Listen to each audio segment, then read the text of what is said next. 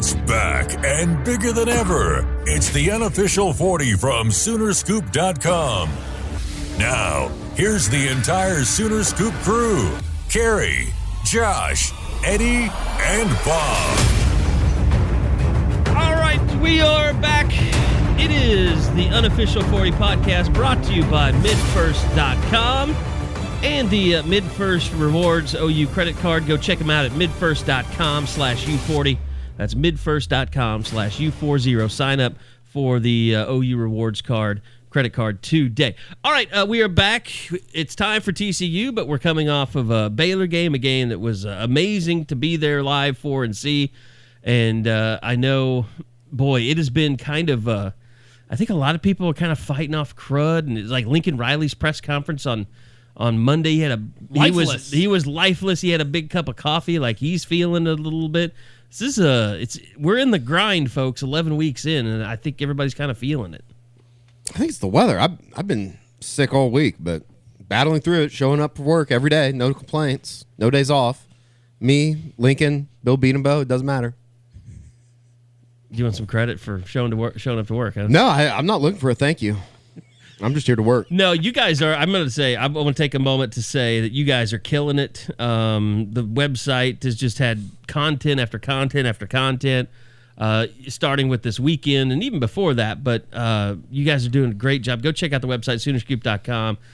Sign up. A lot of great content going on. A lot of great info flowing out there as recruiting, signing days getting ready to come up. We're just a month away. That is crazy. Like, that's the thing. People. I don't know what's crazier, the fact that signing day's a month away or the fact that there's 2 regular season games left and senior night is Saturday. And see, here's the thing. It's like, Josh can attest to this. Like, you probably don't get as many calls. You probably still get more calls like in February for people wanting to line you up for signing day than they do in December to do like radio shows. Because like traditional media still hasn't caught up. Like, they don't realize that once signing day gets here for big schools like Oklahoma next month, it's pretty much over. I mean, there's going to be a couple of things here and there, but the bulk of their class is going to be taken care of in a month. Oh, yeah. I mean, the radio stations and stuff, they don't start working on the signing day promos until like January. Like, okay, we need to get these set up for February. Because I still do more interviews in February, probably 2 to 1 than I do in December.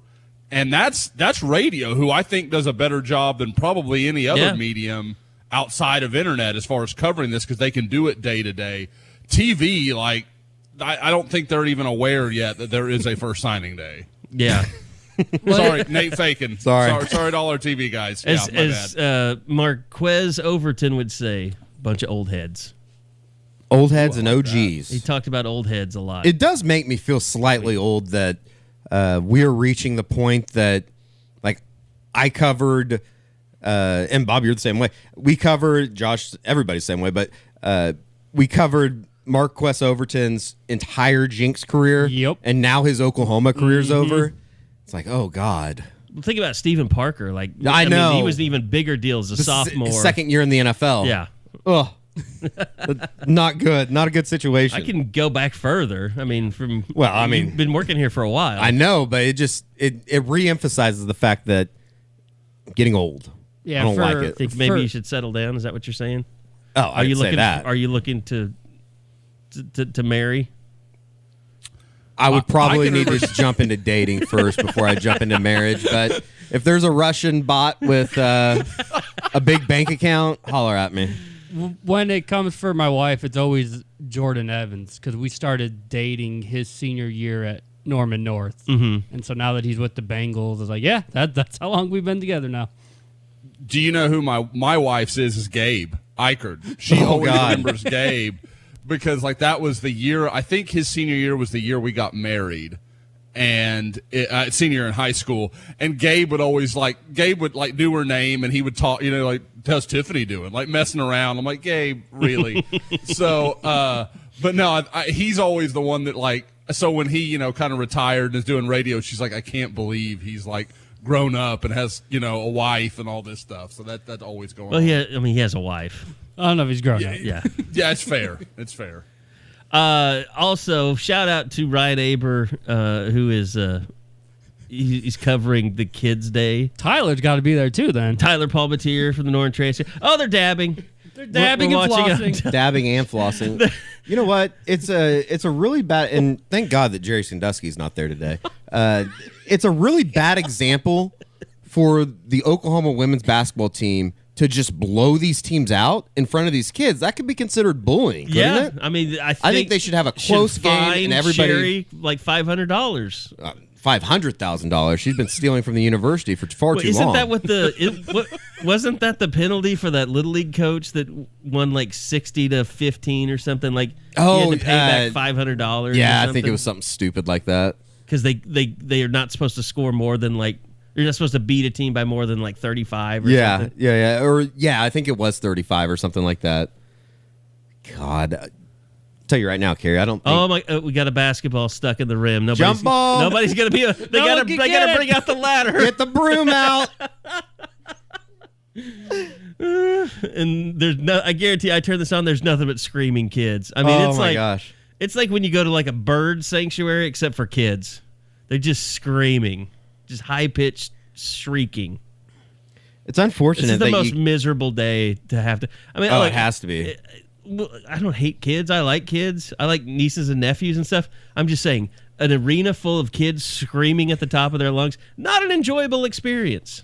No, it would be an interesting morning.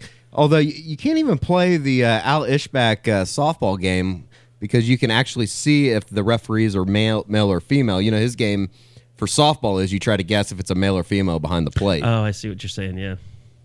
A lot of lesbians in that sport, Kerry. All right. Well, that's good. Before we get to Josh and all that stuff, there was a basketball game this week, since we hit on that the women are playing right now. They played William and Mary. A good game. It was a really good game. Well played game. And I mean, that might be one of those games when it comes tournament time that really ends up helping you. Oh, it's better hard to that they know. won the game, right? Yes, it's hard. It's I hard don't to think know. William and Mary's very good. You know, they were 4-0 going in, and they're not expected to do much in the Colonial, but they played really well. Nathan Knight was a terrific player. He's a good ball player. And they had to gut it out. I mean, they closed on a 10-2 run, put the clamps on them in the last 4 minutes, and that would have been a bad loss. Instead, maybe it turned out to be a good win. Regardless, it's a late game win. Got some of those freshmen an experience as to what you have to do going down the stretch. This game on Thursday, Maryland Eastern Shore. This should be over with like 10 minutes left in the first half. This is one of the worst teams in all of college basketball, and that's saying something. Maybe they can finally have a game where Davian Herman can have a game where he finally just kind of goes off a little bit offensively. Yeah, I mean, it's going to be a chance. He needs that. You know, ever since the very first game, and Lon Kruger said last week Harman was battling illness during the little 2 neutral site games. He played better Monday, did better distributing the ball and not forcing things, and Thursday should be a showcase spot for a lot of different players. Get Reed Streller some run. Corbin Merritt. Ooh. It's time. Yeah, absolutely. You know, I did think it was funny. Like, everybody's talking about... Okay, are you speaking English? Those are walk-ons. Well, Corbin Merritt's a scholarship player, but by Reed's the way, a walk-on. it's got to be... There's got to be somebody famous that's been like this before, but the whole thing about Davian Harman shooting left-handed and not being a natural lefty is really weird. It is. When I get a chance, when we get deeper into the season, I want to ask him more. That is so. But I mean, it's not like a lot of people would teach their kids to bat left when they throw right, but I don't know what's the benefit. Phil Mickelson's right-handed. Is he plays right-handed? Golf, plays golf left-handed. Huh, I didn't know that. Yeah. I wonder if it's easier to be right-handed and then do things left-handed than be left-handed and do things right-handed. He passes a lot with the right, like one-handed passes, shovel underneath with the right hand a lot. I mean, one example I know from boxing, Oscar De La Hoya is left-handed, but he would fight in a right-handed stance. I think that's the first time boxing's ever been it better come up more. mentioned on Unofficial 40. Not bad for a dead sport, but... All right, so let's move on to football with Josh. And Josh, do you want to apologize to the University of Oklahoma football program? Yes. It's due. It really is. Yeah, there's no other way to say that. I'm torn because I look at it, and at that moment in the game, I don't know how you feel differently about that situation. Like that team looked like it was shipwrecked, like it was lost. They were dead. I mean, we're talking about our group DM, and I'm like, I mean, guys, last week I was like, I'm still kind of believing in this defense. I still think it has a pulse. And I was like, I was just wrong. I think I was mad because I was so wrong on that take. And then all of a sudden that kind of came out right, but it's kind of like the bet early in the season. I should have just left it alone and could have come back smart, but instead I'm the guy that said they should have benched Jalen Hurts in the mid-second quarter. So you got to own it. I said in the instant analysis, like I wasn't advocating that he get benched, but I was like seriously looking to see like if Spencer Rattler was warming up, like it was that bad. The thing I was stressing, you got to use more than Basquin and Miller. That game wasn't going to turn around if you just kept throwing it to those seniors who might get 6 or 7 yards, but also go down when the very first person touches them. Were you more surprised with what they did defensively in the second half, or I guess just their ability to put together? And I need to look it up today at some point. But when was the last time OU went on? What was it? They had 4 touchdowns, right? 28 points, 4 drives of 13 plays or more. And that in fumble, one game. that fumble on the goal line was a long. Oh yeah, long that's right. drive too. That's right. Yeah. That's the thing that I don't think gets enough merit. Like Oklahoma, it's not that they changed who they are, what they were doing, but they just finally were like, okay, we're just going to take what you give us. And it's what they wouldn't do against Iowa State. And it's why they got in all that trouble. And Baylor Iowa State tried to do the same thing that Baylor succeeded in doing, but OU had CeeDee Lamb and they got away with it. Like they were like that deep ball to CeeDee Lamb on the first touchdown against Iowa State. That ball should never be thrown, ever, ever, ever. But CeeDee Lamb's so damn good, you're like, oh, touchdown, everything's fine. He's a safety net, yeah. Exactly. Like, and in this one, they kind of were like, okay, we're actually going to have to earn this and just eat up 5, 6, 7 yards rather than waiting for the home run to happen. Though I still think in a couple of situations, he had Theo Weiss on that deep ball on the eventual field goal drive. He had him there to be hit. And there was a couple others that Theo was open on one, and I'm trying to remember what he ended up doing with the ball. He went over the middle, I think, on a short pass to it doesn't even matter. But, like, he had Theo outside if he'd have seen him. But you could tell, I mean, he finally just realized, I'm going to have to trust Lee Morris. I'm going to have to trust Theo Weiss. And I've said it all week. Lee Morris, that was like a Geno Lewis game. Like, third down, tough situation. Get the ball to Lee Morris, and he's going to move the chains. 7 catches, 7 first downs. Yeah, that's wild. I didn't realize that until like Monday, that every catch he had was for a first down.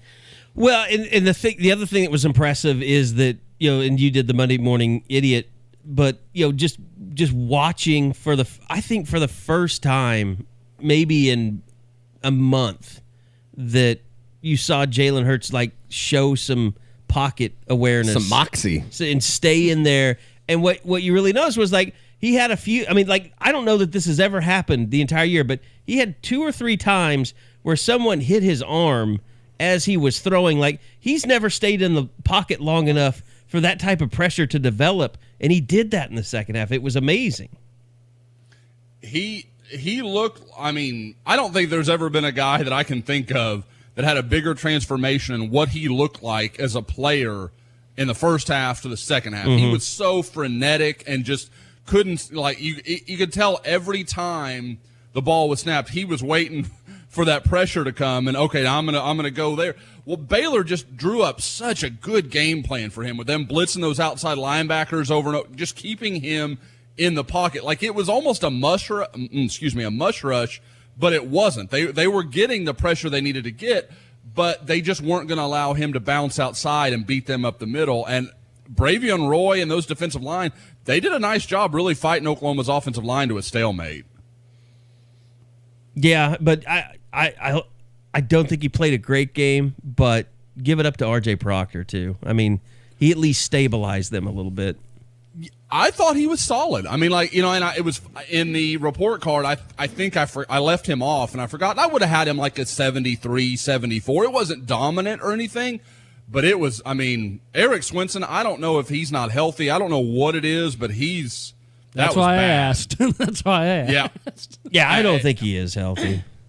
And I don't think he's there's good. been moments he's been solid. Yeah, I mean, it's a twofold problem because even when he's healthy, you know, and I know we'll get into the playoff conversation, but you kind of can't avoid the topic of conversation of Chase Young versus Oklahoma's tackles and what a nightmare that looks like.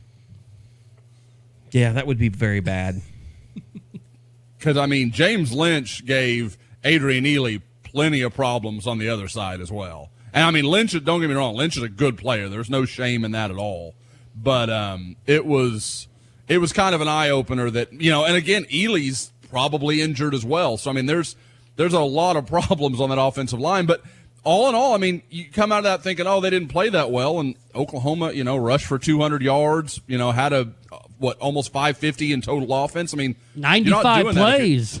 You're not doing that if your offensive line's not successful. The first half was just so weird too because, and again, it was kind of like the fourth quarter against Iowa State as far as the offense put the defense in such a bad spot with 2 turnovers basically inside your own 35. I mean, and yes, you could have held them to field goals or whatever, but it doesn't help when you have a turnover though and they throw a touchdown on the very next play. Like or it run just it in or whatever. Yeah, they put them in such bad spots that you couldn't really blame. I mean, what Baylor had like 164 yards or something in the first quarter, and that was crazy. You look at the stats at halftime; they basically were the same. Yeah, and OU was down by 3 touchdowns. Mm-hmm. They just, I mean, they gave that game away on offense in the first half, and like you said, defense. They don't deserve as much blame as the offense, but they weren't good either. I mean, I will say this: like what makes Baylor really good defensively, we talk so much about their guys up front. I thought it was, for the most part, kind of a stalemate, you know, in terms of in the second half between those two. In the first half, they clearly affected the game. But, man, their safeties, their defensive backs, their linebackers, it's a very physical game. Just they are the being most down on the field, physical defensive team I've seen in this league in a long time. There were a couple times that, you know, Hurts would pick up 5-6 yards, not real big runs or anything, and just get punished at the end. I mean, they knocked out his visor. Yeah, that was pretty badass. You had a good shot of that, too. You did. I think the guy who did it was the Chris Miller kid. Kerry, did he remind you of Brandon Everidge a little bit? Just that reckless, like he's going to tear his shoulders apart the way he plays. But I respect the way he plays so much because that dude's just 100 miles an hour all the time. Well, you know what's funny is Jaden Davis was that guy when the season started, and I kept saying to myself, like, oh, God, that's like, I've seen this before. I've seen it with Derek Strait. I've seen, like, these guys, their shoulders are just going to shred. Like, Jaden Davis he's not going to last if he just keeps flying in like a missile. He ain't tackling anybody anyways nowadays. Yeah, I mean, now I think he's just worn down as a freshman because he is not bringing that same intensity right now. You know, the group that I don't think got enough credit in that game was the secondary. Yep. I thought they played Parnell Motley had a hell of a game. Yeah. Had the fumble that really, I think that was the moment. They can say, we believed at halftime and everything. That was the moment that it felt like, okay, this really might happen here. I've been on the field for 10 years now, I guess. For 10 years of Oklahoma games, that is the most energetic, lively reaction that I've seen from an Oklahoma sideline. I think you hit it right on the head, though, Josh, just as far as that was the moment when that fumble, that was the moment that they were like, okay, this is a 14-point game now, yeah. It's still, what was there, like 12 minutes left in the third quarter? Like, I think not only to an extent, I think just holding them to a field goal before halftime to cut it to 21 or to keep it at 21 was just as big as anything else. Because if you go back down 25 after you had just scored, I think that kind of takes a little air out of their sails, if you will. And then what's funny, of course, is after the Motley field fumble, that's when Hurts fumbles at the goal line, and you think that's it. Yeah. I didn't talk really about a think bad it was take. it though. I just thought. Oh, I kind of thought it. I did. I mean, they definitely didn't. thought it Have, was they just- still had, what was it, 12 minutes left or something? No, around there? not. No, there's like 6. Oh, is that what it was? When Hurts fumbled? Because you got to remember, OU had a long drive to start. Those were 2 long drives. Yes. And it's like, you don't have that many bullets to keep firing. I just You didn't needed- feel. I didn't feel like it was over or like they lost their chance. I just. I felt figured like Baylor would they- score. I just figured it was like, okay, this is kind of one of those signs, like it's just not your night type thing. Yeah, I didn't really have that feeling. The minute I thought it might be OU's night was the Ramondre Stevenson fumble. Oh, it just comes How- right back up into his Yeah. arms. How Yeah. the hell did that happen? And I said it in the idiot.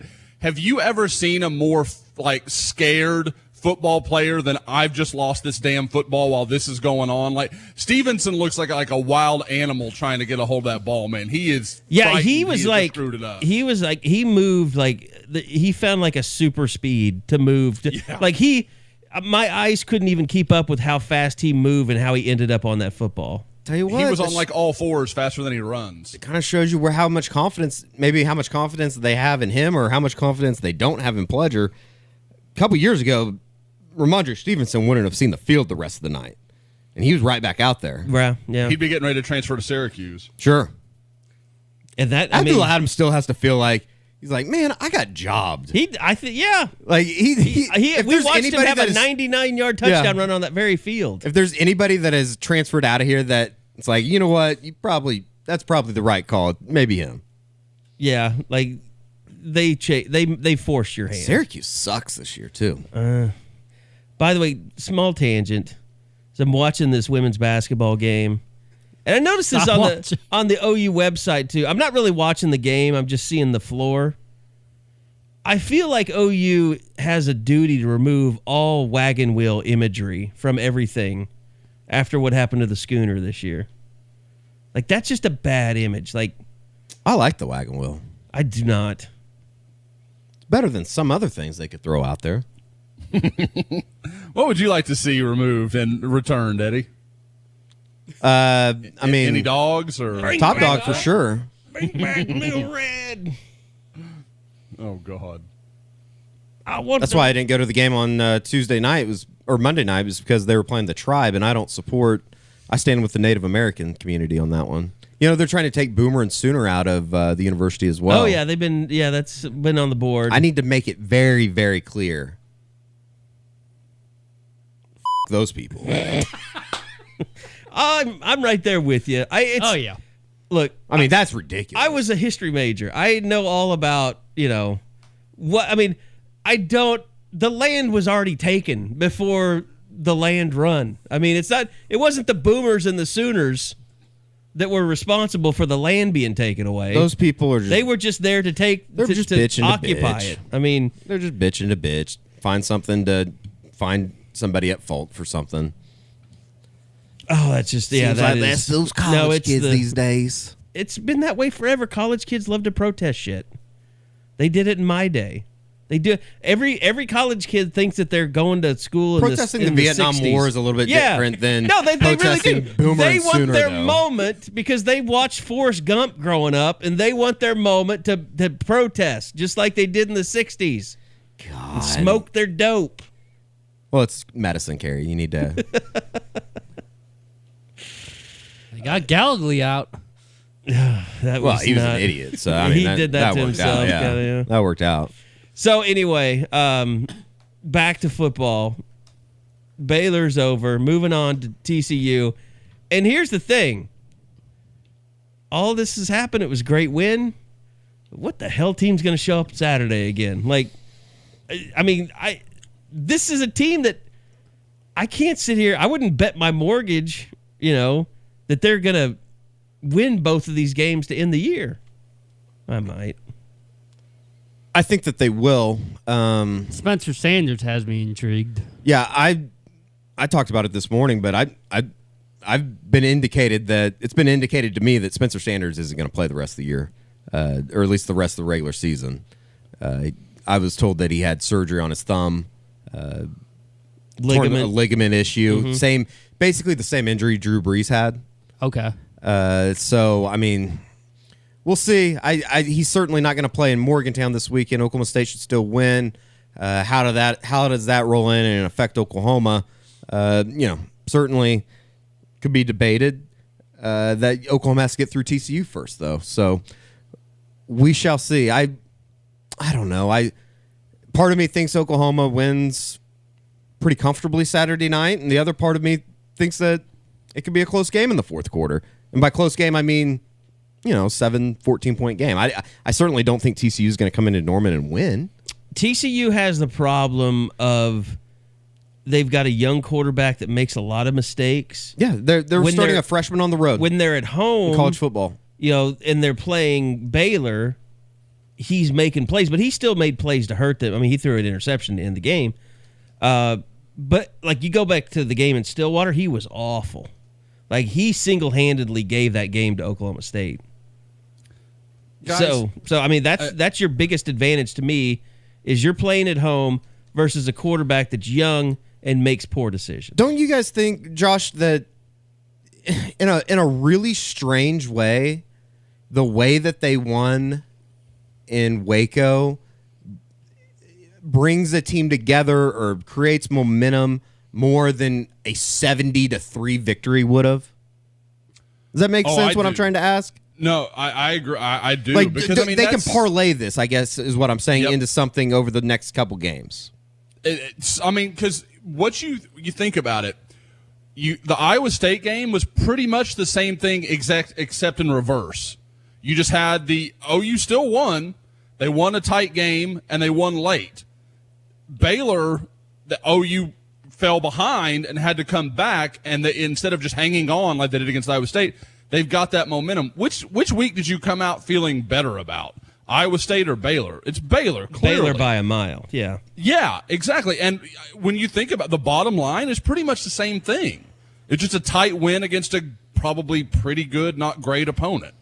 And so I definitely think you've got some momentum they've created here, and it's just a matter of can they use that? Because I keep getting people like, well, we're frustrated about this, that, or the other because we've seen how good this team can be. I don't think second half OU is necessarily what OU really is. Sure. I think Right. it's somewhere between the two polar. I mean, this is the north and south pole from what we've seen of this team. It's somewhere in the middle. Like, I don't think they're as good as they were in the second half, and they're definitely not as bad as they were in the first half. So I don't know where this team falls. Like, I don't know exactly where that middle ground is.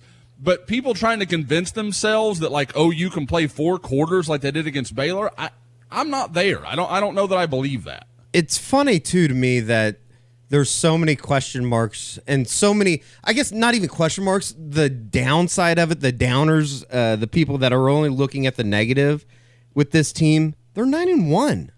They're 9-1, and if you would have told anybody that is an Oklahoma fan at the beginning of the year, if they were going to be the 36th ranked total defense in the country going into the 10th game of the season, or 11th game of the season, on August 1st, you would have taken that, no questions asked. Hey, guys. Oh, go ahead. No, I'm sorry, Eddie. Go ahead. No, well, all I was going to say, and it just backs up what you were talking about, everybody believes TCU is this great defense. Right now, in the Big 12, Oklahoma outranks TCU in scoring defense, passing defense, third down conversions, and total defense. They are better than TCU in all those categories. It's this, like, again, it's this narrative that people can't see. OU had a couple of bad quarters against against Kansas State and Iowa State, and it's clouded everything else. I'm like, I don't know how you don't see how improved this defense is. But it did the same thing to the fan base too. It's like, yes, it's OU has got themselves in a situation that they're not. It's not a one season fix. Like, this reputation has followed them so harshly. Like, they can't. They're, like you said, they're ranked 36th in total defense. Like, why isn't Rob Mullins standing up? Well, he's an idiot first. I mean, yeah, that was bad. But like, no, like if it was Kirby, we can get into the playoff stuff. If it was Kirby Hocutt, like, he came on and specifically addressed, remember, how bad OU's defense was, and it pissed everybody off. Sure. But like, if Kobe Hocutt was speaking, like, he would say, look, Oklahoma had a rough defense, but they're ranked 36th in the country in total defense. Like, they've gotten zero credit for improving on defense. It's not even come up one time. It ends up, and I know we're getting into a playoff discussion. Before we do that, I want to talk about mid-first because otherwise it's going to be 30 minutes from now. But yeah, I mean, it's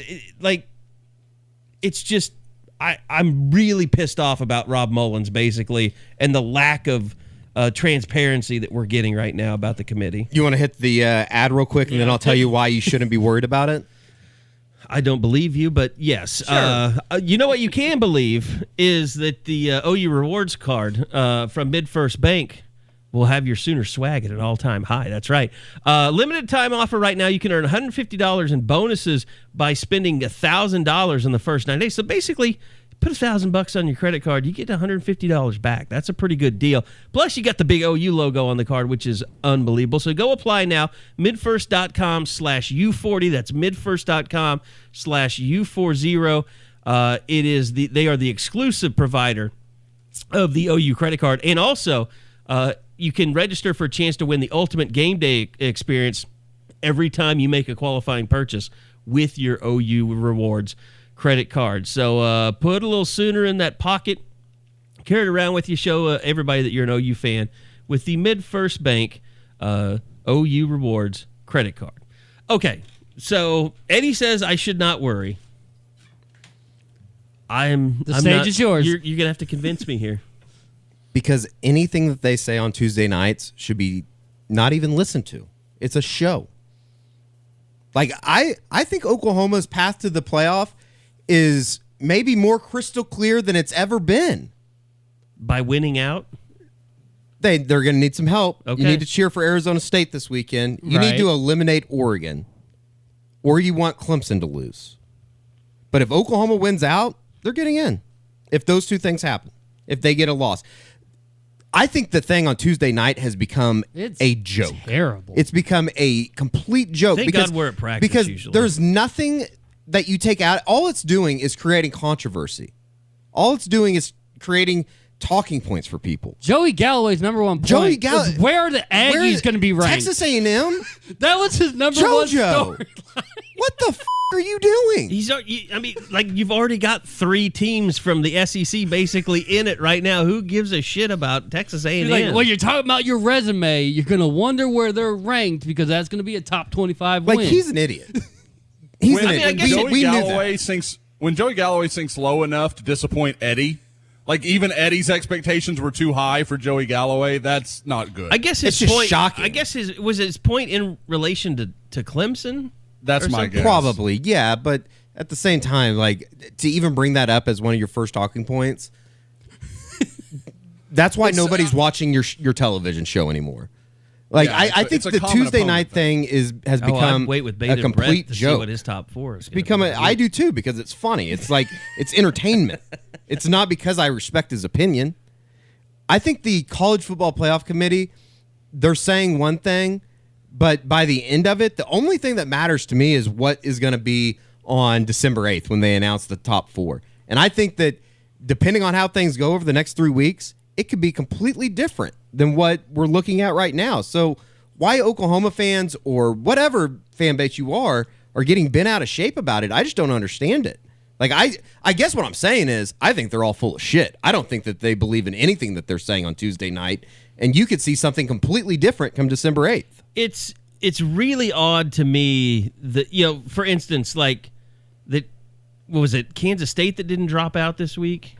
Or Iowa State. Iowa State didn't drop out. When Baylor dropped 1-14. Iowa State went in. They weren't in. Iowa State wasn't. Yeah, they were out and they came in. Right. And then Texas dropped out. Correct. Kansas State dropped out, but Oklahoma State's moving up. So it's like they find a way to keep the Big 12 included when nobody else really cares or expects it or anything. And that's why I think like Oklahoma, if they win out and they win the Big 12 championship, they're going to be able to come back and say, well, Oklahoma's won out since they lost in Manhattan. They came back from a 25-point deficit in Waco. I think it's important that Oklahoma goes out and plays very well over the next 3 weeks, obviously.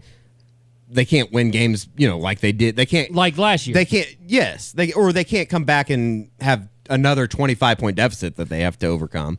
But like I'm telling you, they're keeping the Big 12 around for a reason, and I think that if they can, they're going to get Oklahoma in, and it's because of what we've always gone back to, that helmet logo. They can't really justify Utah over Oklahoma. You really can't. Leave I it don't to get Josh. that one at all. Come on, Josh. That's the perfect scenario for Oklahoma, is that the conversation becomes Oklahoma and Utah. By the way, Josh, before I throw it to you, Alabama has less than a 2% chance to get into the playoffs. The fact that they're number 5 right now, Means nothing. it means nothing Right. to me. No, I at agree all. with that. Absolutely nothing. With a healthy Tua, they had a case. Without him, there's no way they're putting Mac Jones. They have in a the damn case. They had a playoffs. case that still probably wasn't good enough, in my opinion. Yeah. No, I don't disagree. I mean, it would have been just what you're talking about. The logo on the helmet would have Sure. got them in. I mean, that would have been their argument. But it's still before you talk about that though. Sure. It's still everybody's screwed if Georgia beats LSU in the SEC. Yeah. Now there championship. are absolutely there are chaos scenarios that if Georgia were to beat LSU or what Which is happens not if unthinkable. What happens if Penn State beats Ohio State this weekend? Yeah. What happens if Minnesota beats Wisconsin and then wins the Big Ten championship somehow? Like there are Beating the definitely Buckeyes, yep. so like Oklahoma, you want LSU, you want Clemson, you want Ohio State all to win out. You want lack of chaos in one part and complete chaos in another. You want the Pac-12 to cannibalize itself, basically. Yep. I mean, and to me, the LSU Georgia thing, I just don't see it. Georgia's terrible offensively. Sure. I mean, and I don't care. The problem who you is are on no. defense, The problem you're not is scoring, the problem is you're- Ole you're- Miss just put 37 on LSU. No, I know. No. 400 yards of rushing. I don't get me wrong. Like LSU, and why is no one talking about that? Like no one. Yeah, that's like another outside of hypocrisy. Big 12 reporters are talking about how bad LSU is defensively. Like last You year, know why, Josh? it didn't even matter how good OU was on offense. It was their defense is terrible. It's an abomination. Ole Miss, who's about to have their coach fired, just dropped 400 yards rushing on LSU. Like You know why. How is that not a problem? You know why. I mean, I do. But I mean, it's like, and I'll get into conversations with national guys that I respect, like Braden Gall and some of those guys, and there still is this reluctance to accept that all the things you used to say were problematic about Oklahoma, somehow they don't matter anymore. Yeah. How are these things all and okay? and the things that are problematic about Oklahoma aren't problematic anymore, but nobody's mentioning that. I mean, guys, I would take OU's defense over LSU's right now. And I think that's insane that that's just come out of my mouth. But how do you argue it? Like, I don't think it's really up for debate. And the thing is, you know, people love to talk about, the huge growth of LSU's offense, and fairly. That is a unbelievable turnaround. But no one's realizing OU's made a bigger jump in the national rankings of total defense than LSU did in total offense. LSU was like mid-60s last year in total offense. Now they're number 2 behind Oklahoma. OU was 114 and is now 36. Did you see that stat about Jalen Hurts versus Joe Burrow that was floating out there today? I haven't. Nope. No. So Jalen Hurts, when he's facing 3rd and 7 or more, Okay. he converts that third down like 56% of the time. Now these numbers they're not correct. It's around what's it. Joe Burrow, when he faces a 3rd and 7 or more, he only converts that third down like 24% of the time. Well, the Which immediate is- reaction would be it's because Jalen Hurts isn't playing any good defenses, right? Seriously, that's what would come out of Yeah. the southeastern part of the country. Burrow doesn't let it get to third down. I mean, just the fact that people is that are, one of the 3 he's faced? yeah, just the fact that people are out there arguing for Auburn or Alabama to have any chance, like even the thought of somebody arguing that somebody that could possibly finish 3rd in their own division should get into a college football playoff. Yeah, it like just that shows person, you how warped that they person should actually be executed. I don't know. I can advocate death, but maybe like just out of the profession. Yeah. Yeah. Oh, well, that's what I meant. Executed from social media. Suddenly think of how many. It would be a great day to be a reporter if all the homers from the Southeast had to suddenly go somewhere. There'd be jobs aplenty for a lot of good reporters that are currently looking for work. Clemson wouldn't have any news coverage. Oh. What? And I think we've had that conversation. Clemson or Florida for you, Kerry? I know Florida blew you away that year. No, with Tebow. Florida wasn't that bad. I mean, there were a couple of, weird. It was just the Tebow worshipers. It was more Tim Tebow worshipers Which than is it was Tua Florida right now. media. After Tua got hurt, the season should be canceled. Well, we think were joking about it, but it wasn't like a joking matter with what happened to Tua. But I mean, if you would have just been dropped into the middle of Earth on Saturday evening, you would have thought Tua died on the field Saturday. Yeah. Well, I mean, but it's not just Tua. Like, people love Jalen Hurts, nationally. People, there's a reason he was getting all the love about Heisman and all that stuff until Joe Burrow just kind of took it away from everybody. We talked about it. People love Jalen Hurts. We talked about it last week. I still think it's kind of crazy that Jalen Hurts he's gonna finish second in the Heisman. Mm-hmm. I think Justin Fields unless should. Justin Fields goes off. He's finally got games, Penn State, Michigan, Minnesota, Wisconsin, to finally do what he's supposed to do. I'm not sure it's not there for Justin Fields to take it. I agree with you. I'm not sure it's going to be there, but it should be. Is what I don't understand. I was talking to George Schroeder the other day. That it's just like a completely foregone conclusion that Joe Burrow's going to win it. He was talking about Chuba Hubbard, and Chuba Hubbard's having a great year. He deserves it. We've gone over why Chuba Hubbard won't win it. Yeah, he won't win it because he's not on a good enough team.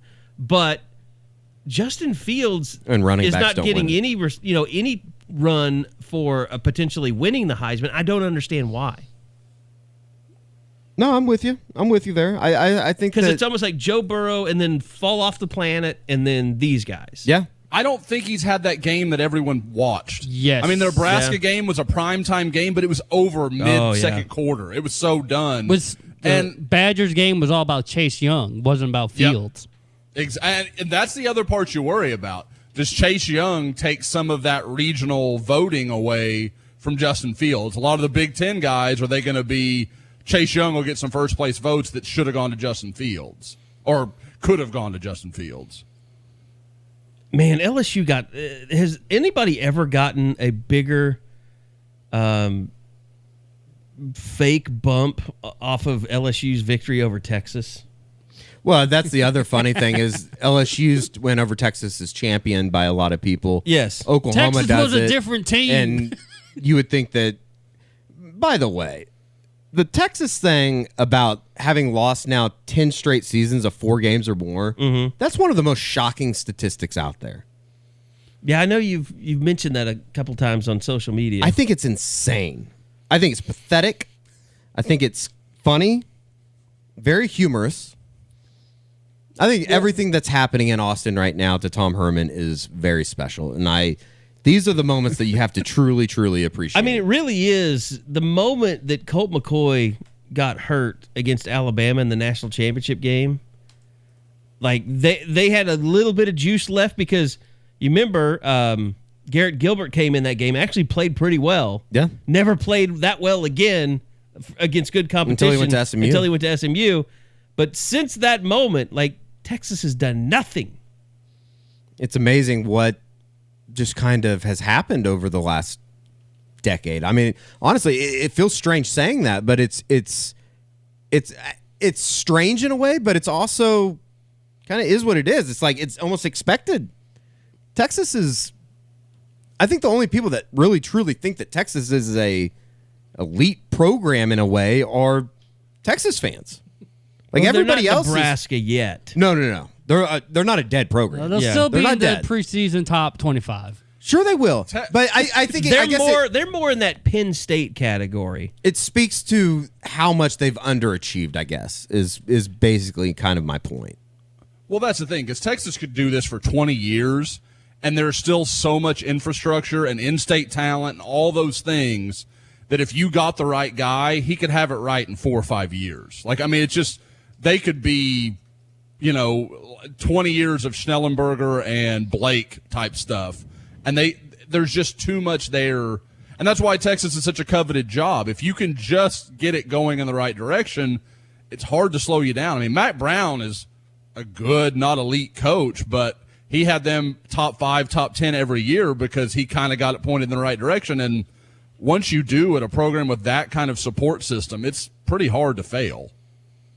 It is interesting because, Tom Herman came in, and after Mac kind of flamed out, and then Charlie Strong was just so.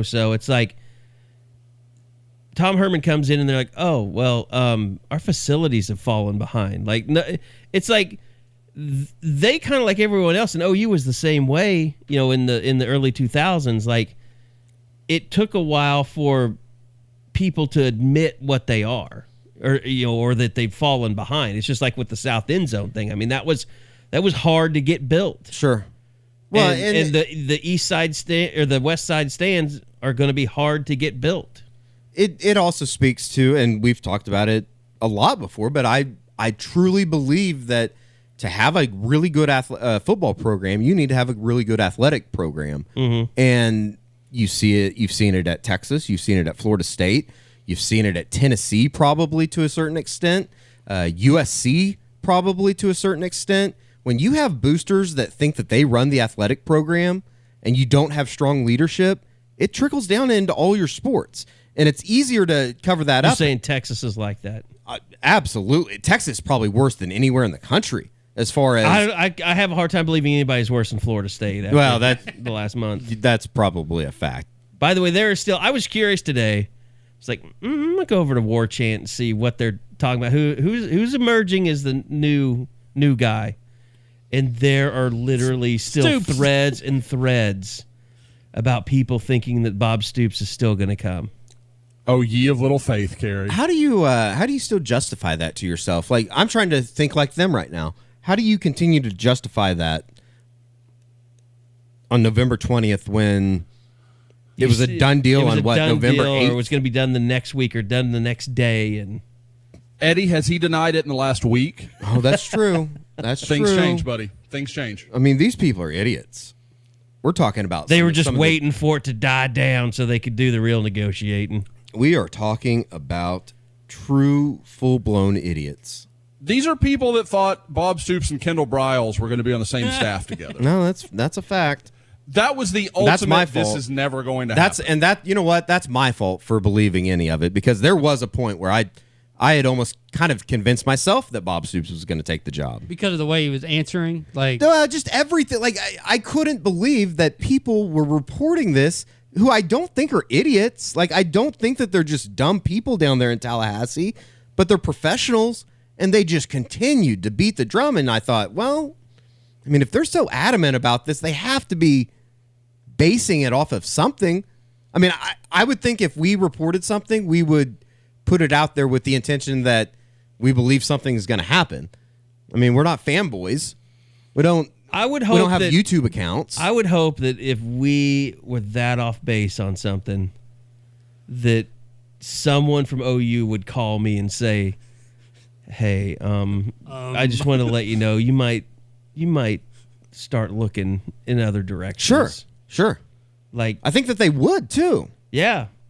And that just tells me that the administration, the boosters, everything in Tallahassee right now is toxic. It's a toxic atmosphere. Did you guys get a call mid-second quarter, or did somebody just walk up to you in the press box like, "Yeah, your guy that's talking about benching Jalen, could you go get your guy?" Did you get that notice? Yeah. There were so many people that thought I was attacking you with my little quote tweet. I didn't take it that way at all. I didn't take it. It wasn't supposed to be that way either. Oh, I don't know. I put out a poll to say what was the most embarrassing half in the history of college Oklahoma football. See, and I couldn't pay attention to you guys because I was dealing with the fact that our website had crashed right at the start of the game. And so I was basically yelling at people at Rivals. You were internally yelling the entire half. Did I just look like I was having an internal freak out? I'm just going to let him be. And I mean, all that animosity after that prayer to begin the game. Oh boy, sick 'em, Jesus. I didn't get to watch the Baylor line trampling, and there was a lot of trampling that happened. Like I got to see just a little bit of trampling because the damn website problem, and I had no control. Like here's the thing, like. People that want to tweet at me like, "Fix your damn website." I can't fix anything. I don't have control. Like that stuff is all in San Francisco, or that. Like I don't have any physical abilities to push a reset. I always think button it's on a funny, computer. like when people bitch and complain, not bitch, but like complain about something like that, or something with recruiting for Josh or Bob, it's like, oh, now that you asked about it, we'll go ahead and fix that for you. Yeah. Or we'll go ahead and give you the name. Like, not really how that works. We're trying over here, okay? We are owned by Verizon, a gigantic, global corporation that has servers and all this kind of stuff. Like, we have our own people that literally build our website from the ground up, that are programmers, that do all this stuff. And they're the ones that screw it up, but they're the only ones that can fix it too. So, like, I'm not screwing it up. I'm not fixing it. It's down. This is horrible. I hate this. I'm not going to move. We're not going to move somewhere else just because we had, one hiccup right before the game started. So it's just, I don't know. I understand. Fans don't understand that.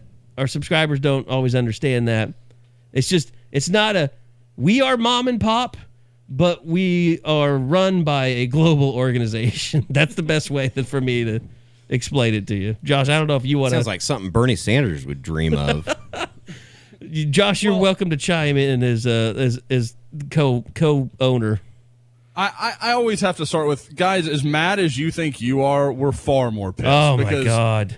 Not only is it not enabling us to do our job, but we have to hear from all of you. You're individually pissed. I have to hear, and Carrie does too, from every member of the site. Like, hey, did you know this is down? And even the guys that aren't shitty And I don't even about mind that because, I want to know if something's not working for you, but it's clear when I can't even open up a web page that something's wrong. Absolutely. No, that's not a stop complaining. That's just we don't get it. Like, it's like the thing when you tweet something incorrect and it's like a stat is off or you say the wrong name. 70 people are telling you, and I'm like, yeah, I got it the first time, guy, but the deleted tweet is for some reason still on your timeline. Well, that's the thing. The game was so bad, and I was in such turmoil. The first scoring tweet for Baylor I sent out said, Baylor takes a lead, 10-3, and it was like, and the website was barely working at that point, and so I got 20 tweets like, it's 7-3. I was like, damn it. Well, just wait. It's about to be 14-3, bud. Don't worry. So then you're deleting that, and you're correcting yourself, and the website's down, and you're yelling at rivals, and it's just 504 Gateway Air. Yeah, that was not my favorite thing. Better than the 504 boys. So I don't even know what that means. I'm just gonna pretend like you said something awful. 504 boys? It was a rap group. Not aware of them. All the old heads know about it. Do I know their songs? Wobble Wobble? Oh, okay. Okay. I think they ran around with Master P, maybe. Okay. I don't even know where to go from there. Recruiting. Well, let's talk about CeeDee Lamb. Yeah, we talk about CeeDee Lamb, but let's talk about just Big 12 in general. I mean, basically what we know is OU and Baylor have pretty much secured the Big 12. They both have to win one game, and then they're going to rematch. One of the Big next 12. two. Each got to go 1-1. Right. OU has TCU, OSU. It's better for Baylor everybody if has they go 2-0. Yeah, how Texas terrible! They're and both Kansas. 10-2. Well, that'd be awful. They should cancel the game. I mean, that's what They you're should cancel dealing the with. game, and we could all come together and boo Bob Bowlesby. That's the thing. It's like everyone is on the precipice of this season just being over. Like that's what's so stressful about I'm sure for being an OU fan right now, is like they're down at halftime like that, and you're just like, the season's over. Like, I don't want to watch the second half. Like, I get that whole emotion. Oh, we would have had that's where you are. If I was in charge of things, there would have been a funeral in Waco for the Oklahoma football season at halftime. I mean, literally in my mind, I'm thinking, could we just get up and start driving back now? Like, I really did have that. That was a more prevalent thought than they need to play Spencer Rattler. My thought process is, could we just leave? Because no one's going to read anything that we write about this game. They're not going to want to watch Eddie's videos. What would happen? What would be so wrong if we just left? Because the season's over. It would have been weird to put the third string quarterback in, but that's neither here nor there. If you would have told me or called me at like 2 minutes left in the second half or the first half and said we're just leaving, I would have been like, all right, let me get my stuff. I'm glad we think alike that way. No, and trust me, Bob, I don't even have to ask Bob. He would have gone along with it. Because if he get back to the kid, Yes. he's all for that. And he had the grandma birthday that I had to drive 30 miles over the speed limit to get him back for on Sunday. It worked. See, again, Brittany, you're lucky. You got a good guy there. I would have stalled out to not make that. We never did that at Eskridge. We never drove 30 miles over the speed limit. By the way, shout out, like, here's another crazy thing. Like, we ask you, like, buy tickets, SeatGeek. I'm going to do that here in a second. Actually, I'm going to do that right now. Because it'll set up my next little tangent. I'm going. That was super organic. Yeah, I know it was, wasn't it? So SeatGeek is your provider for tickets. They do a great job sponsoring the podcast here at Sooner Scoop. And TCU's coming up. Tickets are available. Go download the SeatGeek app and go to SeatGeek.com and find the tickets that you want. It's really easy. They do a rating system from 1 to 10. They show you, like, the green shows you the very good deals, yellow and red for okay deals and bad deals. So you know exactly how much you're paying and whether that's a good deal or not for you just from opening up the app. It shows you Oklahoma Memorial Stadium. It shows you upper deck, lower deck, all that stuff. So go download the app if you haven't already. And get your seats through SeatGeek because their experience online is fantastic. They go and go all over the web, and they've got millions of tickets, bring them into one place. And if you use the promo code SCOOP, you'll get $10 off your first SeatGeek purchase. So download the SeatGeek app today and use promo code SCOOP. Give you $10 off your first purchase. And that'll help you out this weekend if you want to go to TCU game. If you want to go ahead and get Big 12 championship tickets on the SeatGeek app, use your $10 for that. So appreciate SeatGeek being a big part of the show. And that's the thing. Like, we ask you guys to support the pod by buying some tickets from SeatGeek instead of other places that you could go. And you guys do that in droves, and we really appreciate it. We ask you to sign up for a credit card. That's a big. But we also ask you to buy a Lexus, which is kind of strange. Like, hey, support the pod, spend $50,000. Like, that's a lot to ask. And I just want to say, I talked to Ed Eskridge because I still have the Lexus. I haven't had a chance to take it back yet.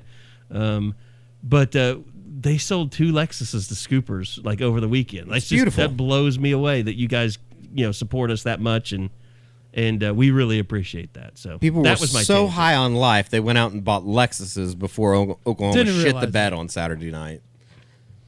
I'm gonna say they were celebrating. Saturday They night. were probably like us. They're like, "Can I take this Lexus back on Monday?" I'm gonna drive it and bring it back.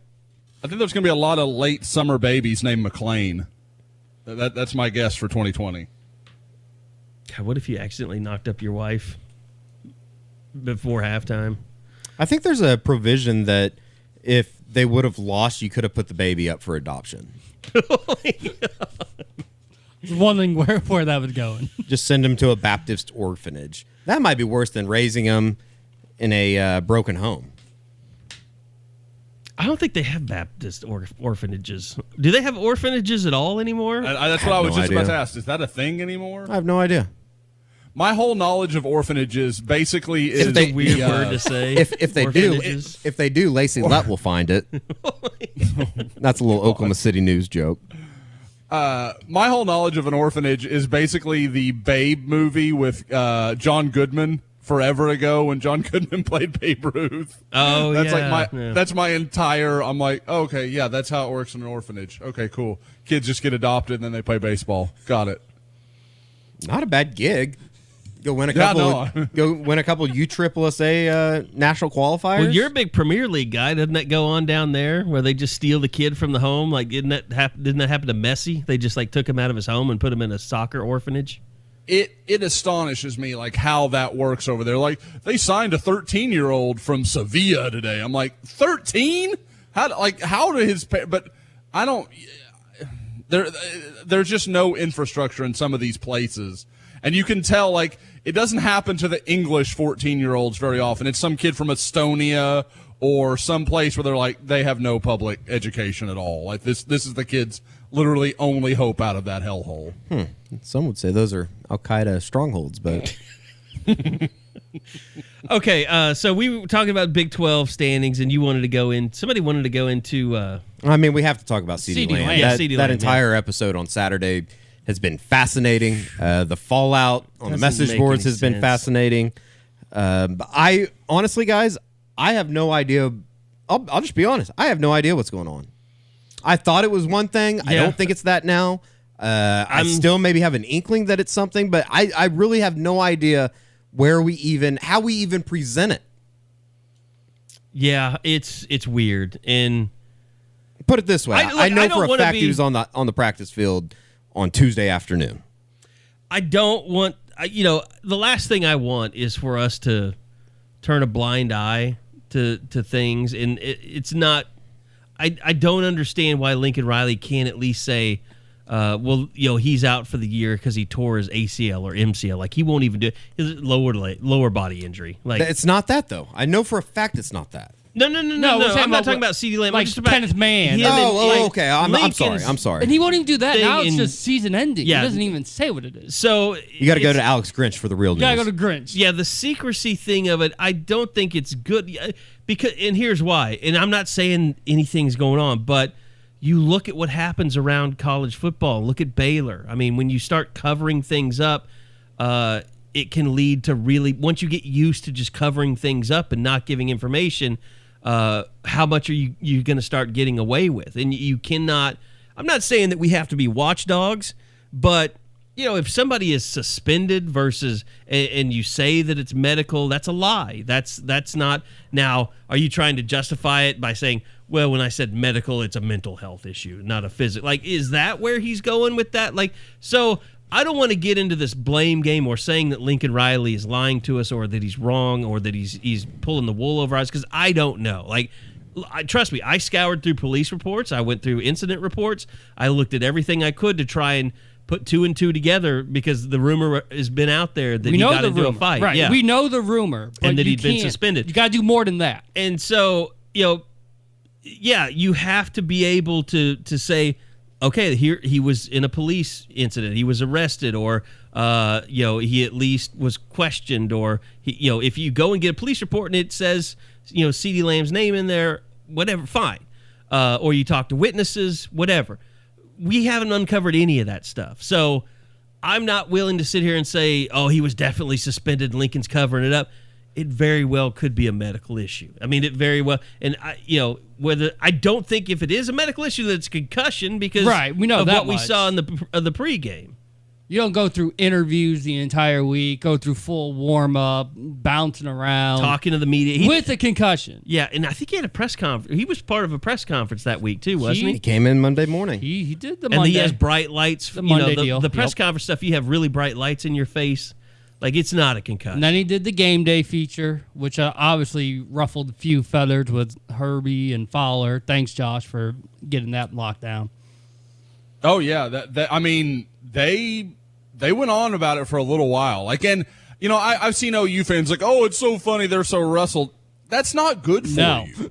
It's because not, the next time funny. Game Day wants to do a feature, they're going to think, well, are we sure we want to do that? Because we don't know if that kid's even going to play. We can't trust what OU's telling us. It's just at the end of the day, it's a bad look. Yeah. It's a bad look. And to a certain extent, that's why there's like checks and balances everywhere. Like, you can't just lie about things and shut everybody off to the world. It's still a public university at the end of the day, right? I mean, is that the wrong way to look at it? Problem is that, universities now the public funding is so little compared to what it used to be, they can kind of get away with, or they feel justified in getting away with not divulging and there is a information. fine line to walk. I mean, I understand that Lincoln can't tell us everything, or, I understand that he's got to be a little cautious, and there's some gamesmanship in it and that kind of thing. But you can do those things. Like, I don't remember ever thinking Bob Stoops just lied to us, like, just flat out. No, he had a lot of integrity that way. And after the Jason White thing happened and George Schroeder busted him on that, like, he never really did that again. violation of team rules, discipline. Like there's a lot of things you could have used. And if it's not a medical issue, if it's legitimately not, it's not a medical issue, and you're trying to protect his draft status. I'm sorry, like Biletnikoff. Yeah, exactly. I'm sorry, but if you do something and screw up and get suspended, it needs to be like that. Should be the rule across the board. Like you shouldn't be able to protect someone from a suspension because of something they did off the field. I'm not saying that we for sure know that's what's going on. We're just saying when you carry yourself a certain way and you cover it's kind of thought that you cover things up or aren't truthful about things. At what point do we say we can't trust you? And I mean, I think that's kind of how ESPN feels after this week. And look, if he would have got hurt Thursday and they would have come out and said, yeah, he got hurt late in the week in practice and we couldn't get him ready, like, then I think ESPN would totally understand that. But he basically said, yeah, we knew early in the week he wasn't going to be able to go. I just don't understand how the keeping it a secret or whatever you want to call it. You might say it hurt the team because if you know and everyone knows you don't have CeeDee Lamb, like, you're going to prepare like you don't have CeeDee Lamb. And maybe the team was doing that the whole way. But all they said was they had a great week of practice. It was the best week of practice we've had since I've been in Norman, I think is what Riley said at one point. And you come out and you get your ass whooped for 2 quarters. But it took him a whole half to adjust to not having CeeDee Lamb. It did. It was strange. Absolutely. In a way, it almost took Jalen Hurts, it seemed like, a whole half to get adjusted. I don't know about everybody else. Yeah, but no, you're right. Yeah, could have been just him. In a way, it just seems like it creates more like I guess what I'm trying to get at is the speculation or the secrecy or whatever you want to call it. I don't understand how from inside the Oklahoma program that isn't seen as a negative, in that it's going to create more controversy. It's going to create more rumors, more innuendo. Well, yeah, it's just like with Kennedy and Brooks. Maybe all these they just rumors don't came care. out that he was suspended and he wasn't. Maybe the joke's on us. They just don't care, or maybe they don't hear it. But they don't have to deal with the impact of outside of the program. I don't know why, for a guy that cares about every single little detail about his program, I don't know how he just, in a way, sleeps at night knowing that there's rumors and speculation and innuendo out there on one of his players. I kind of think that's weird. And then what if someone tries to use that against them going down the road? Like if they get in trouble, like, oh, why don't you do me like you did Lamb? Yeah. It's a slippery slope. But like we said, we have no proof. No proof yet. Sorry, guys. That he was suspended, that there was any kind of a fight. And certainly not an arrest because there's no record of that. And in a way, I really kind of done talking about it until Saturday. And if he doesn't play on Saturday, then I think you kind of push a button and say, all right, what's going on here? Yeah. And I guess I'll just throw it out there that I think he will play on Saturday. What's kind of funny is I think we were ready to prod a little bit Saturday until the huge comeback. Yeah. Because you're just the storyline. Maybe Lincoln Riley's just that good of a coach that he told his team to get down by 25, come back to cover up the CeeDee Lamb suspension. How about that? That's and obviously I don't think that's a heavy truther movement right there. Yeah, I'm not. I don't think I'm there yet. Okay, recruiting, last home game of the season. As we mentioned at the start of the pod, you're a month away from signing day. What do we know? How is OU going to use this weekend coming up? Is there are they scrambling to find guys to come in? A lot of times they'll bring a bunch of guys that are already committed to come in to be with those guys. I mean, what's this weekend shaping up like so far here on a Wednesday, Josh? Well, it's been kind of an interesting deal, and it's the same thing we talked about a couple of weeks ago with Iowa State. There's just not many targets left. There's not many guys that haven't already taken their officials.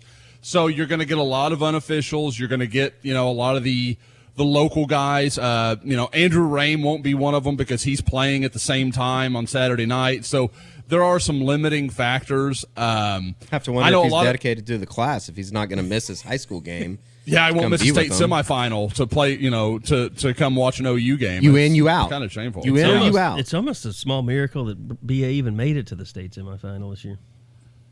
Yeah, they had to come back and beat Union, right? Yeah, they scored 21 points in the fourth. They've been such a weird team this year. I just can't believe we're living in a world where Tulsa Union's not in the state semifinals. Like that's just so weird to me. But jinx is, what if I would have told you that after we walked out of those spring tours, Josh? The way the districts worked.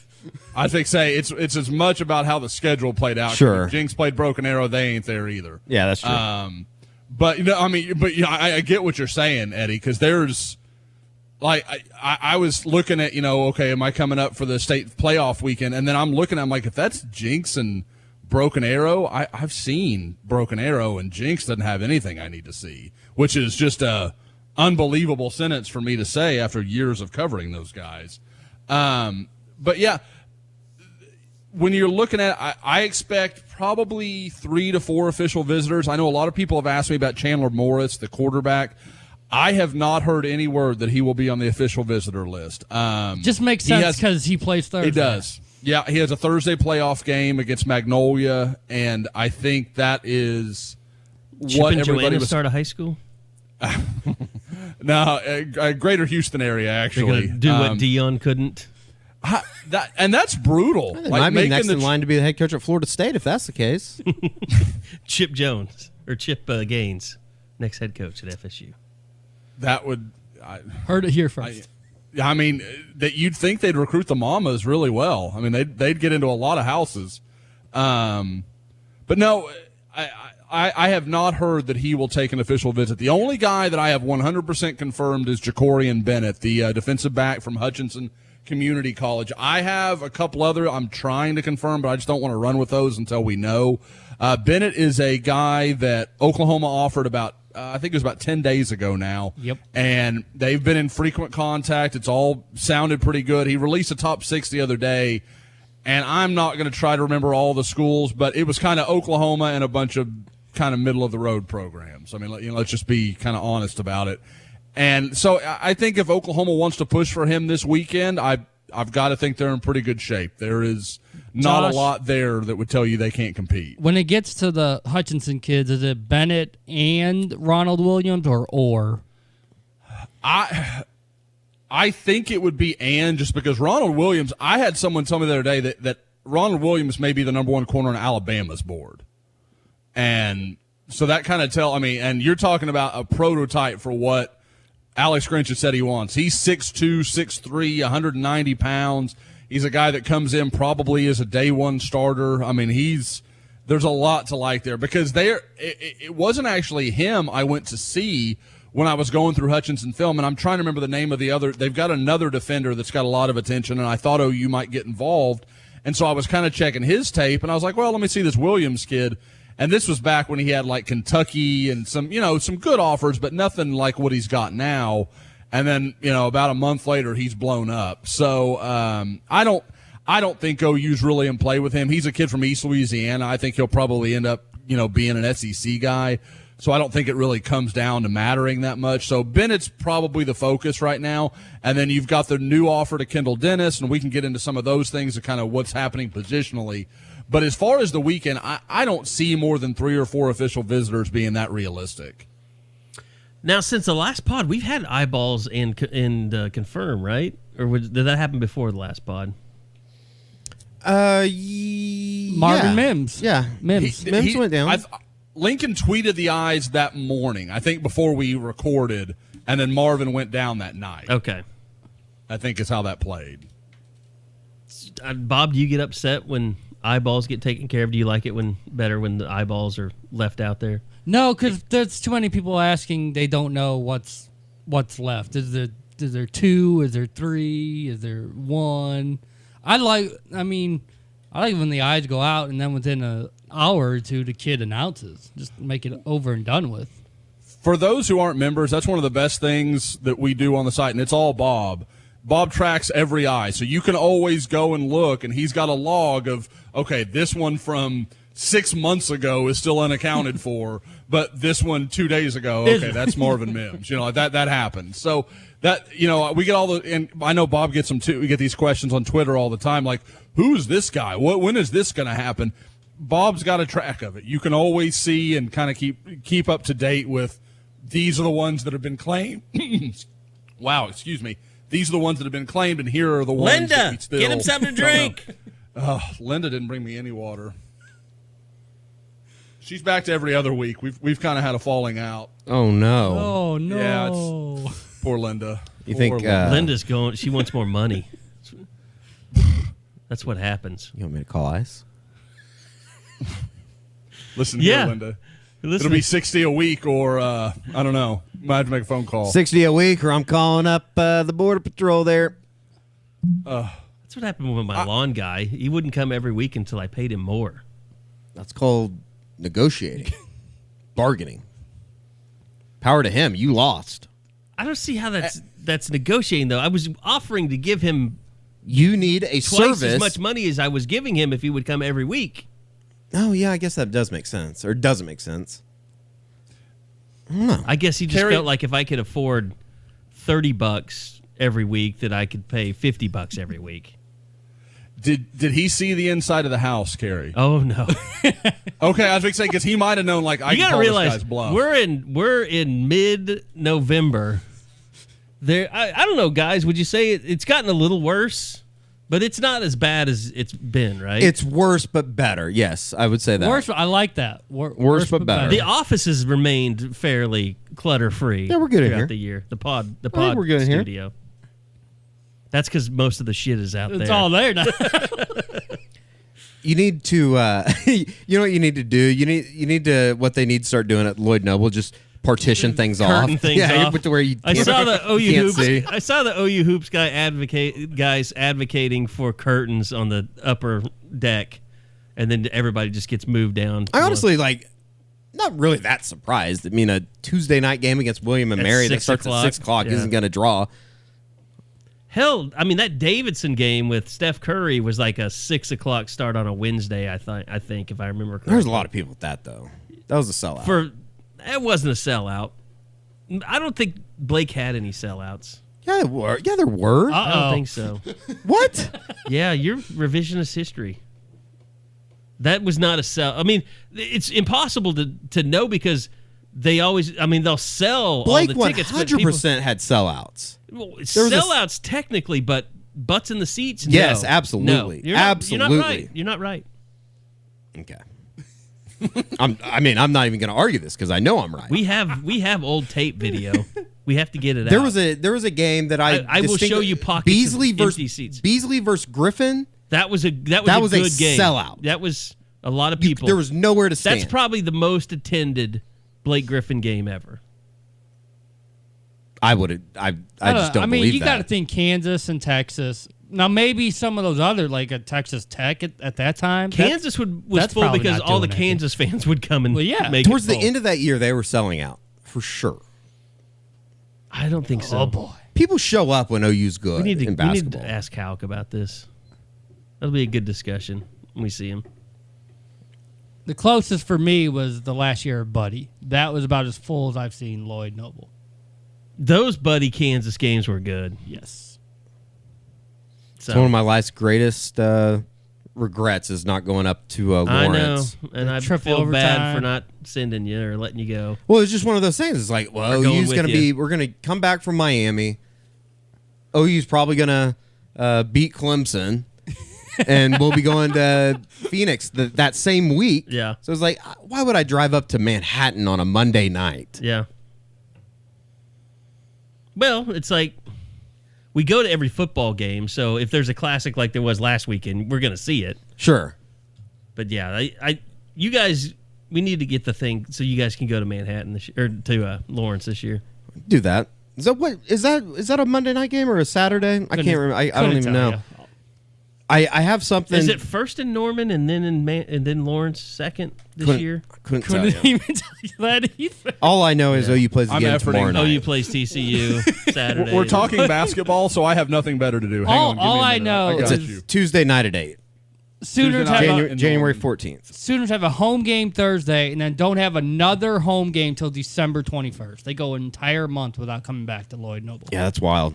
Let me And then Saturday 11 a.m. at Kansas. before we get out of here, I have a question. I have a conspiracy I want to throw in at the end. Okay, I have a round table And question. it's not even a conspiracy, it's a fact. before the TCU game, what bowl game are we covering OU in this year?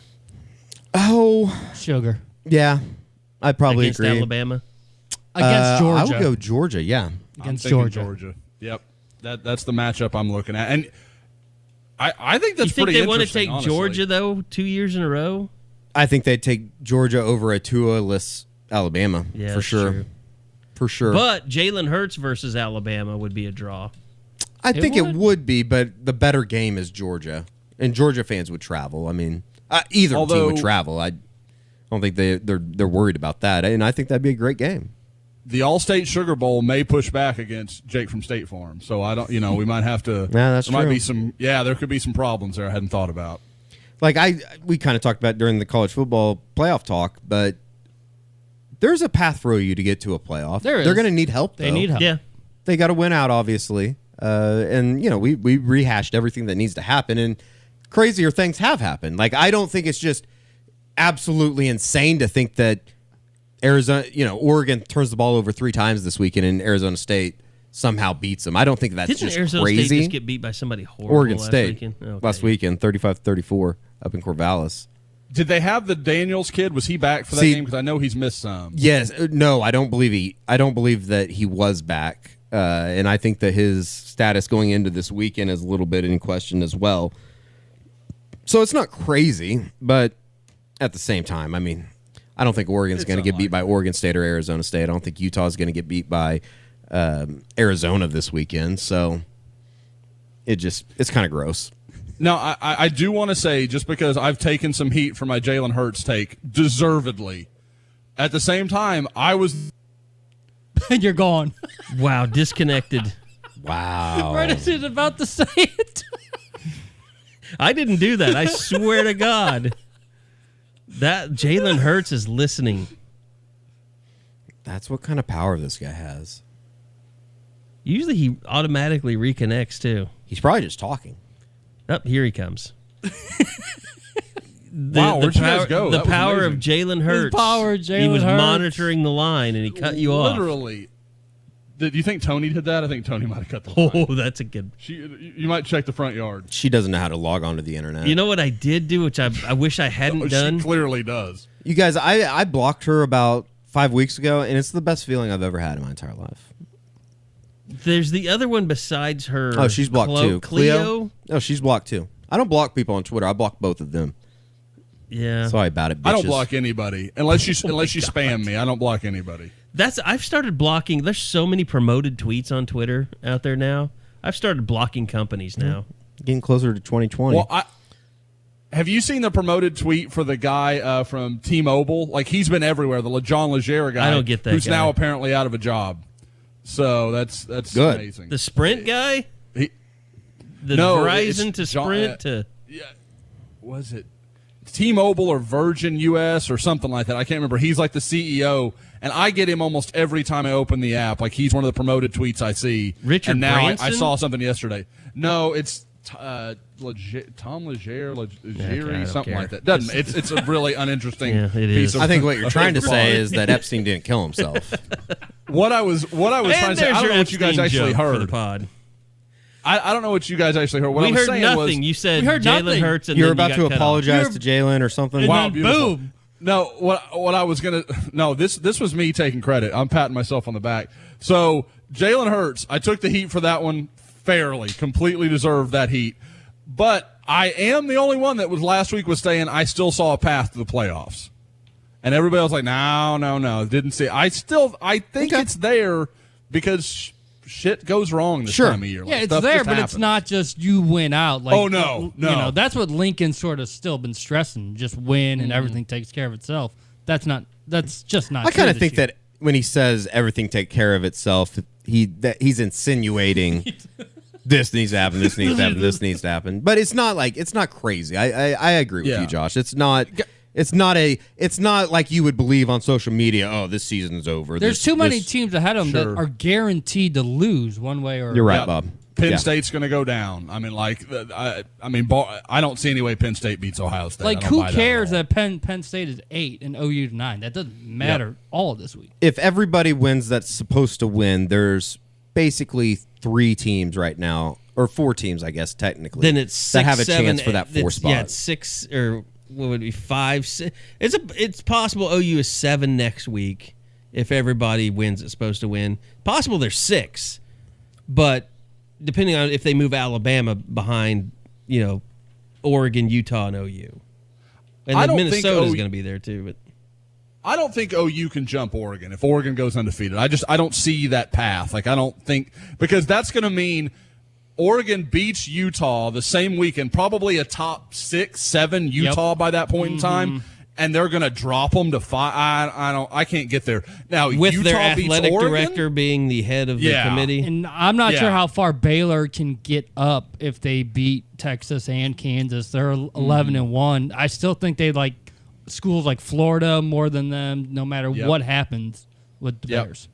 Now, Utah, I can see that path. Like, I can see how they make that case because Utah has no wins. Their loss is probably worse than Oklahoma's. At least it's of a similar level. OU's got way more top 25 wins. Like, there's a lot that tells you OU could jump Utah. I just don't see it with Oregon. We found the perfect way to kill watching a women's basketball game on Student Day, which is to do a podcast right in the middle of it. Who's winning? Oh, OU's killing them. Take that, Stephen F. Austin. Take that, Sean Clinch. One more thing. One more. Conspiracy theory. I found this very interesting today. There's a story in the Star Telegram, and with TCU coming to town, I figured we would talk about it. Oh, the JFK thing. Is that not wild? That's pretty nuts.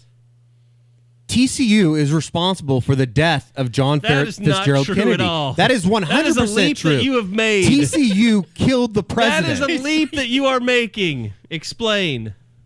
In 1963, obviously the weekend that JFK went to the DFW area, he was going to. It was.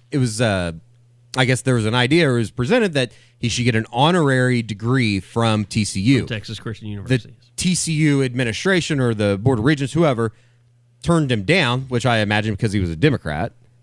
That's probably why, right? Yeah, I would say Just back at that time. Mm-hmm. And so he didn't go get the honorary degree, meaning his motorcade was extended, meaning Oswald had time to take lunch to go shoot the president. But allegedly, quote unquote, Otherwise, if he would have gone to get the honorary degree, it would have been during the time that Oswald would have taken lunch, and he wouldn't have been able to do it because there would have been people at the depository. Because he would have gone to work instead of murdered someone. Exactly. He would have been a responsible employee. When it goes a little. He would have been responsible enough as an employee to only kill people while at lunch. Absolutely. No. No, while everybody else was at lunch. There would have been people on the floor. He wouldn't have been able to shoot from the window. Yeah, now, people would have been working on the floor. Okay. That's Josh, that doesn't explain the other shooter, but that's for another pod, for another day. I'm sorry, you think there was just one other shooter? Okay. Yeah. I mean, Eddie, way to go soft on your takes there, buddy. Next week, we'll go over the 3rd and 4th shooter as well as Building 7 on 9/11.